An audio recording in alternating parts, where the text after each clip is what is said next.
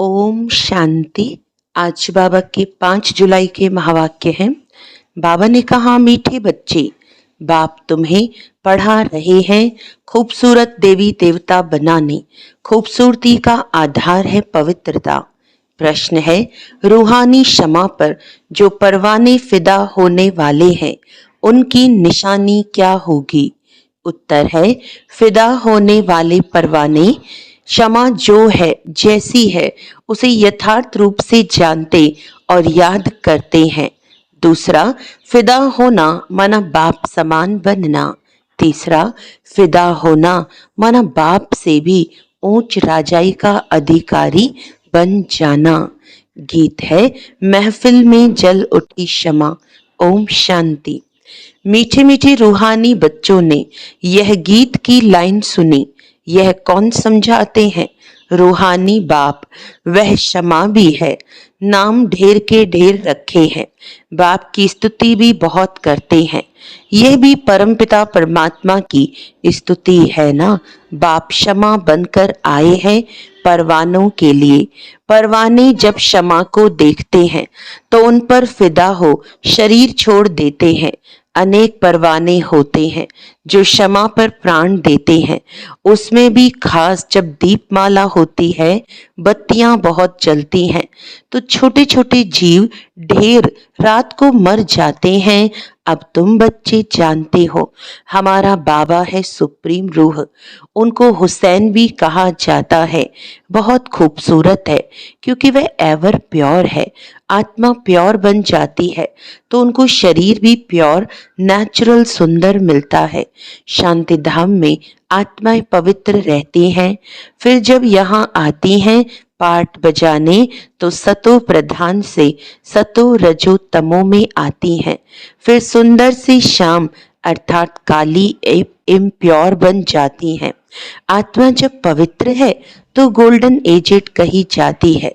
उनको फिर शरीर भी गोल्डन एजेड मिलता है। दुनिया भी पुरानी और नई होती है। वही हसीन परमपिता परमात्मा जिसको भक्ति मार्ग में बुलाते रहते हैं, हे शिव बाबा, वह निराकार परमपिता परमात्मा आया हुआ है आत्माओं को इम्प्योर से प्योर हसीन बनाने। ऐसे नहीं, आजकल जो बहुत खूबसूरत है उनकी आत्मा पवित्र है नहीं। भले शरीर खूबसूरत है फिर भी आत्मा तो पतित है ना। विलायत में कितने खूबसूरत बनते हैं जानते हो? ये लक्ष्मी नारायण है सतयुगी खूबसूरत, और यहाँ है हेल के खूबसूरत। मनुष्य इन बातों को नहीं जानते, बच्चों को ही समझाया जाता है। यह है नर्क की खूबसूरती। हम अभी स्वर्ग के लिए नेचुरल सुंदर बन रहे हैं। 21 जन्म के लिए ऐसे सुंदर बनेंगे। यहाँ की खूबसूरती तो एक जन्म के लिए है। यहाँ बाबा आया हुआ है। सारी दुनिया के मनुष्य मात्र तो क्या, दुनिया को भी खूबसूरत बनाते हैं। सतयुग नई दुनिया में थे ही खूबसूरत देवी देवताएं। वह बनने के लिए अभी तुम पढ़ते हो। बाप को क्षमा भी कहते हैं परंतु है परम आत्मा। जैसे तुमको आत्मा कहते हैं वैसे उनको परम आत्मा कहते हैं। तुम बच्चे बाप की महिमा गाते हो, बाप फिर बच्चों की महिमा करते हैं। तुमको ऐसा बनाता हूँ जो मेरे से भी तुम्हारा मर्तबा ऊंच है। मैं जो हूँ, जैसा हूँ, जैसे मैं पाठ बजाता हूँ, ये और कोई नहीं जानते। अभी तुम बच्चे जानते हो कैसे हम आत्माएं पाठ बजाने के लिए परम धाम से आती हैं। हम शूद्र कुल में थी, फिर अब ब्राह्मण कुल में आई हैं। ये भी तुम्हारा वर्ण है और कोई धर्म वालों के लिए ये वर्ण नहीं है। उन्हों के वर्ण नहीं होते, उनका तो एक ही वर्ण है। क्रिश्चियन ही चले आते हैं, हाँ उनमें भी सतो रजो तमो में आते हैं। बाकी यह वर्ण तुम्हारे लिए है। सृष्टि भी सतो रजो तमो में आती है। ये सृष्टि चक्र बेहद का बाप बैठ समझाते हैं। जो बाप ज्ञान का सागर, पवित्रता का सागर है, खुद कहते हैं मैं पुनर्जन्म नहीं लेता हूँ। भल शिव जयंती भी मनाते हैं, परंतु मनुष्यों को ये पता नहीं है कि कब आते हैं। उनकी जीवन कहानी को भी नहीं जानते। बाप कहते हैं मैं जो हूँ जैसा हूँ, मेरे में क्या पार्ट है, सृष्टि चक्र कैसे फिरता है, ये तुम बच्चों को मैं कल्प कल्प समझाता हूँ। तुम जानते हो हम सीढ़ी उतरते उतरते तमो प्रधान बने हैं। 84 जन्म भी तुम लेते हो। पिछाड़ी में जो आते हैं उनको भी सतो रजो तमो में आना ही है। तुम तमो प्रधान बनते हो तो सारी दुनिया तमो प्रधान बन जाती है। फिर तुमको तमो प्रधान से सतो प्रधान जरूर बनना है। ये सृष्टि चक्र फिरता है।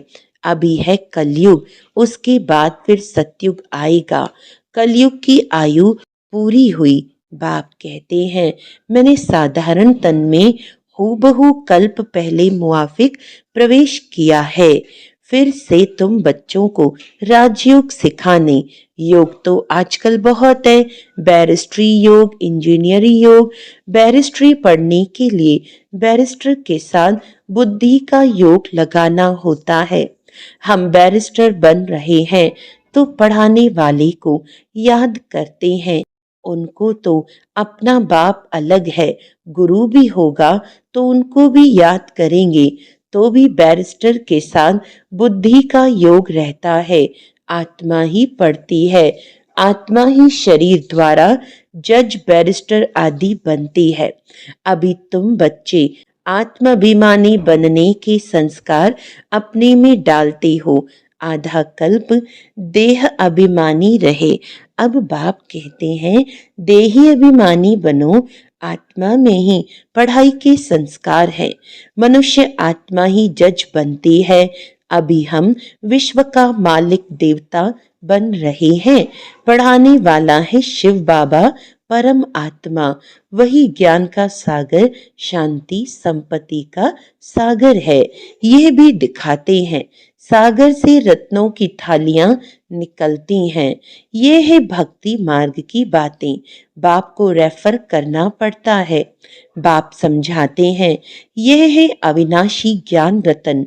इन ज्ञान रत्नों से तुम बहुत साहूकार बनते हो और फिर हीरे जवाहरात भी तुमको बहुत मिलते हैं। ये एक एक रतन लाखों रुपयों का है जो तुमको इतना साहूकार बनाते हैं।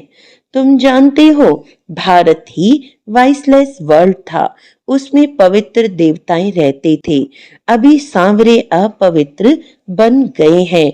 आत्मा और परमात्मा का मेला होता है। आत्मा शरीर में है तब ही सुन सकती है। परमात्मा भी शरीर में आता है। आत्माओं और परमात्मा का घर शांति धाम है। वहाँ चुरपुर कुछ भी नहीं होती है। यहाँ परमात्मा बाप आकर बच्चों से मिलते हैं, शरीर सहित मिलते हैं। वहाँ तो घर है, वहाँ विश्राम पाते हैं। अभी तुम बच्चे पुरुषोत्तम संगम युग पर हो, बाकी दुनिया कलयुग में है।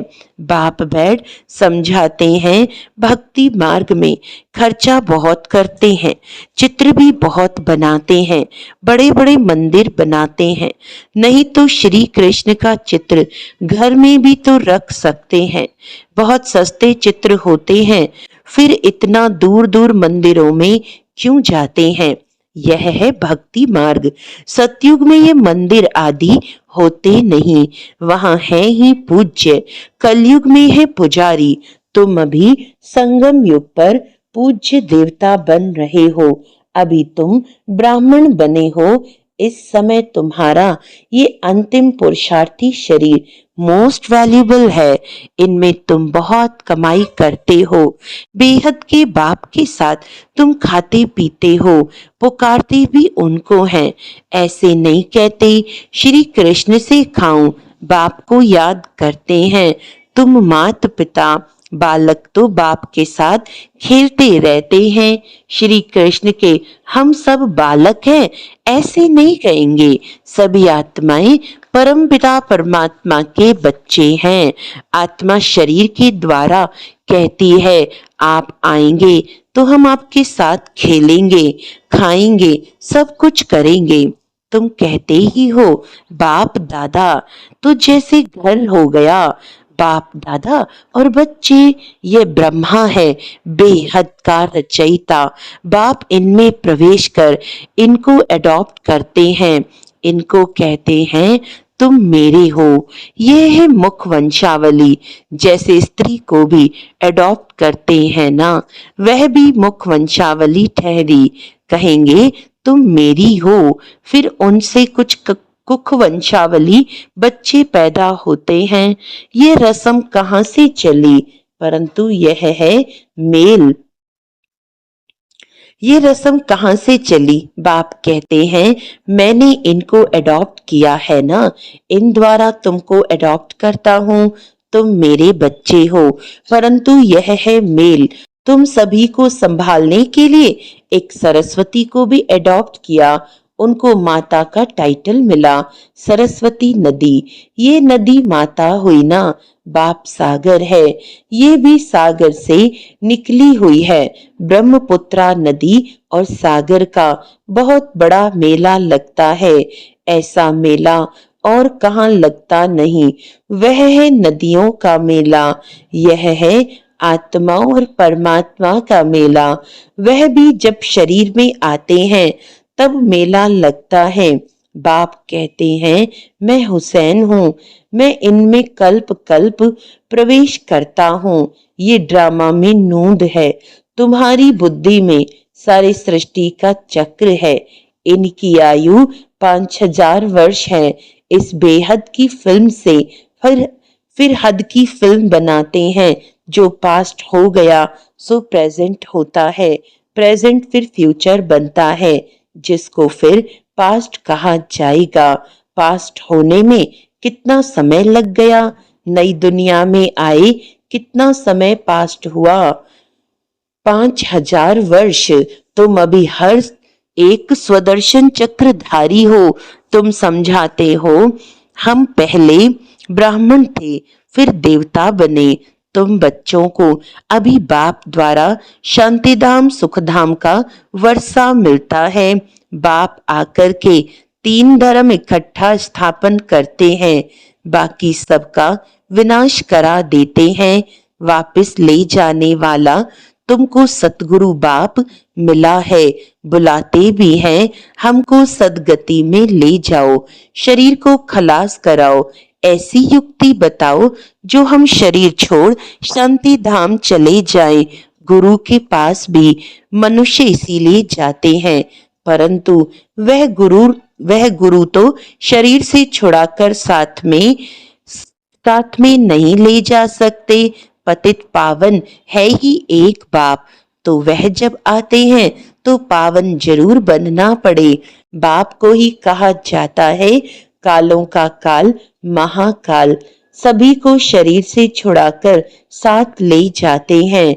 यह है सुप्रीम गाइड, सभी आत्माओं को वापस ले जाते हैं। ये छीछी शरीर है, इनके बंधन से छूटना चाहते हैं।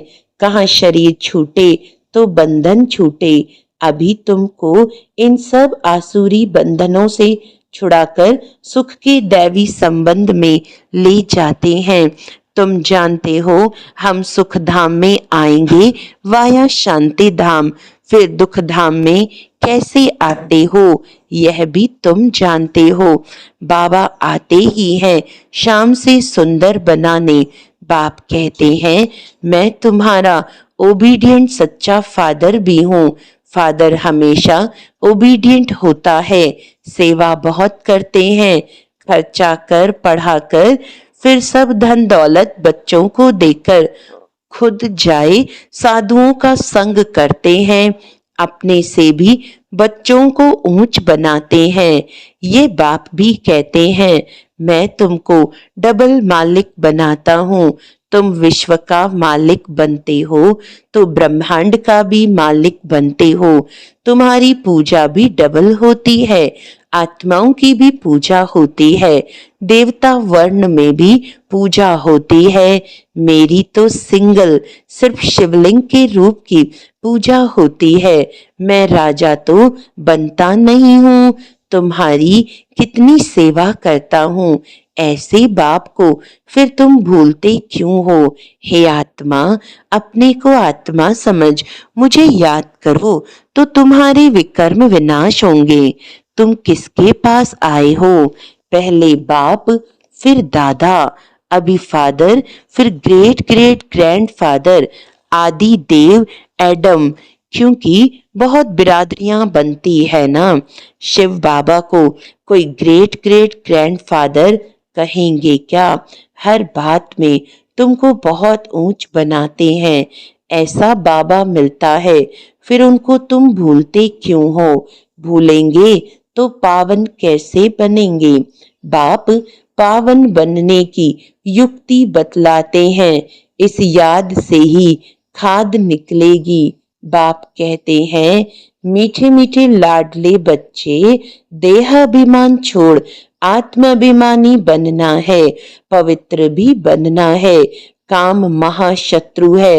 ये एक जन्म मेरी खातिर पवित्र बनो। लौकिक बाप भी कहते हैं ना, कोई गंदा काम नहीं करो, मेरे दाढ़ी की लाज रखो। पारलौकिक बाप भी कहते हैं, मैं पावन बनाने आया हूँ, अब काला मुंह मत करो, नहीं तो इज्जत गंवाएंगे। सभी ब्राह्मणों की और बाप की भी इज्जत गंवा देंगे। लिखते हैं बाबा, हम गिर गया, काला मुंह कर दिया। बाबा कहते हैं, मैं तुमको हसीन सुंदर बनाने आया हूँ, तुम फिर काला मुंह करते हो। तुम्हें तो सदा हसीन बनने का पुरुषार्थ करना है। अच्छा, मीठे मीठे सिखिलदे बच्चों प्रति माता पिता बाप दादा का याद प्यार और गुड मॉर्निंग। रूहानी बाप की रूहानी बच्चों को नमस्ते। हम रूहानी बच्चों की रूहानी बाप दादा को याद प्यार गुड मॉर्निंग। नमस्ते नमस्ते नमस्ते जी। धारणा के लिए मुख्य सार है, ये अंतिम पुरुषार्थी शरीर बहुत वैल्यूबल है, इसमें बहुत कमाई करनी है। बेहद के बाप के साथ खाते पीते सर्व संबंधों की अनुभूति करनी है। कोई भी ऐसा कर्म नहीं करना है जिससे ब्राह्मण परिवार की व बाप की इज्जत जाए। आत्माभिमानी बन पूरा पवित्र बनना है। याद से पुरानी खाद निकालनी है।